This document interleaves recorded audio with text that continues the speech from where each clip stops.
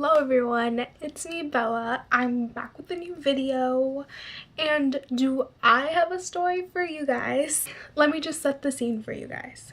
So this happened around my sophomore year of high school, and I used to walk home every single day because my school was like right next to my house. So I was like, why not? You know, I need the extra exercise, and it was like right there. So it's not like I was walking forever. One day I was coming home. As soon as I walked into my neighborhood, I saw this white truck come around the corner, and at first I didn't think anything of it. I was like, oh, it's just like turning the corner, you know how it goes. I noticed it more because it was like kind of like slow and kind of like creeping next to me. So the whole time I'm like freaking out, and it's like behind me but like going slowly, and like every block that I would pass, it would like go to the next block after.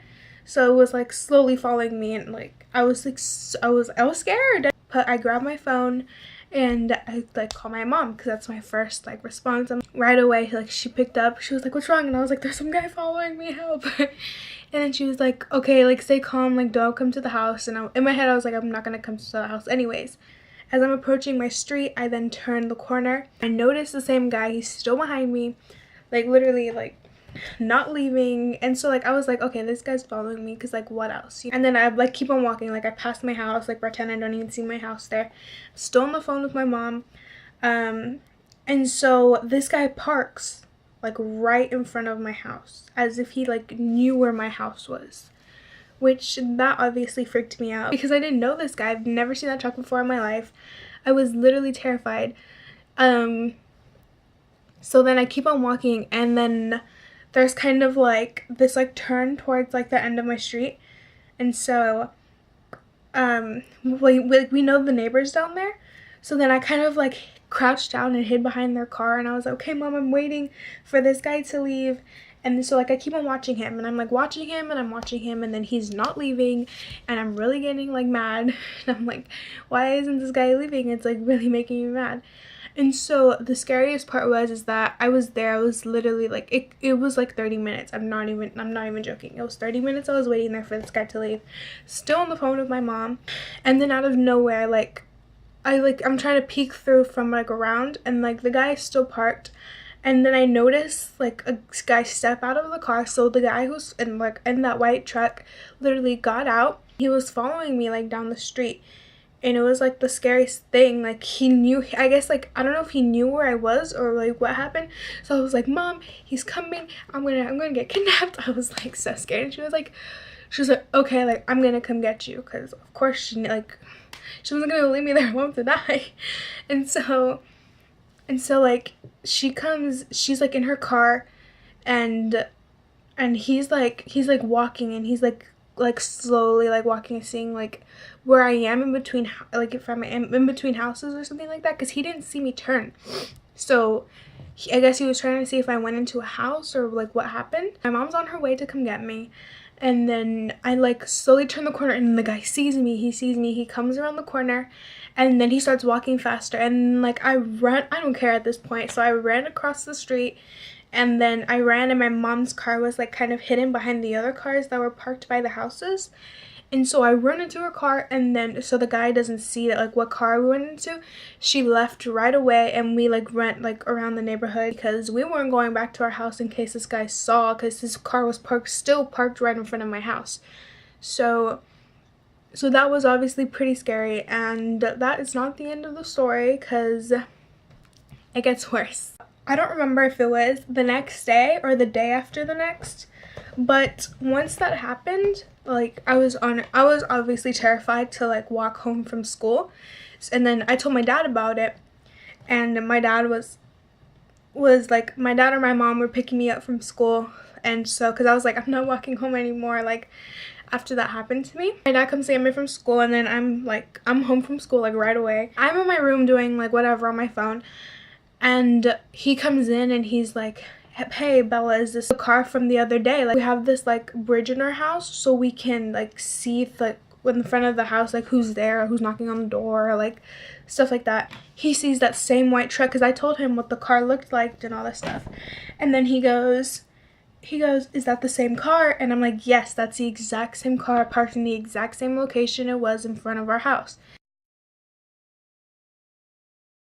And then my dad was like, he's probably waiting for you to come home, because he knows you're gonna turn that street, because he saw you the other time, or like, I don't know what his intentions are, what he's doing.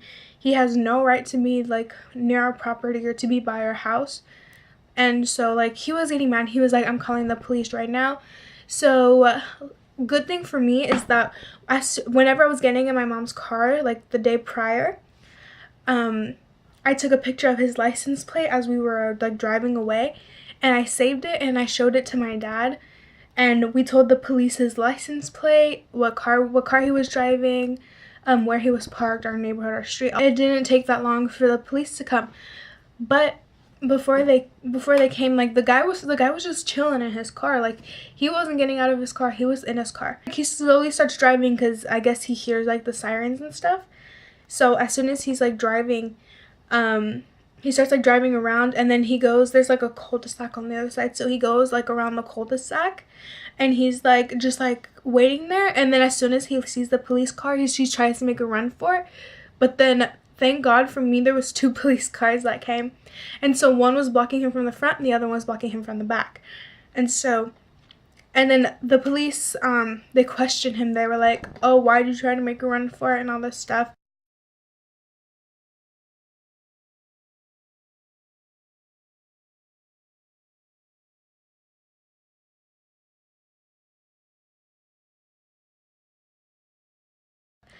Anyways, one police stayed there with the guy, talking to him, obviously.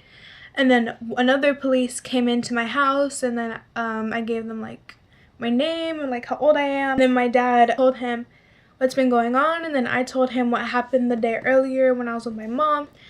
And it was scary. So then he had a daughter himself. The police was really nice, and he was like I don't know. I told him, I was like, it can't be a coincidence that he's here, you know, on the same spot, same location. Like, you know, he's waiting for something, because he didn't know like what street I was going to turn into before.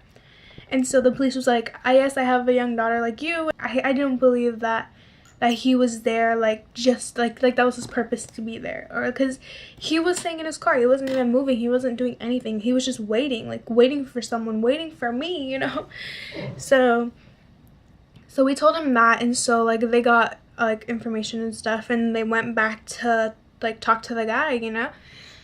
And so still to this day I don't know how the guy's face looks like. So they came back and he was like, you're never gonna believe this. And then I was like, what happened? Like tell me what happened. And he was like, the police officer said yes, he admitted to following you, but he claimed that he had to be there because he was working with a cable company. Keep in mind, one, a cable company does not drive your everyday sort of like car.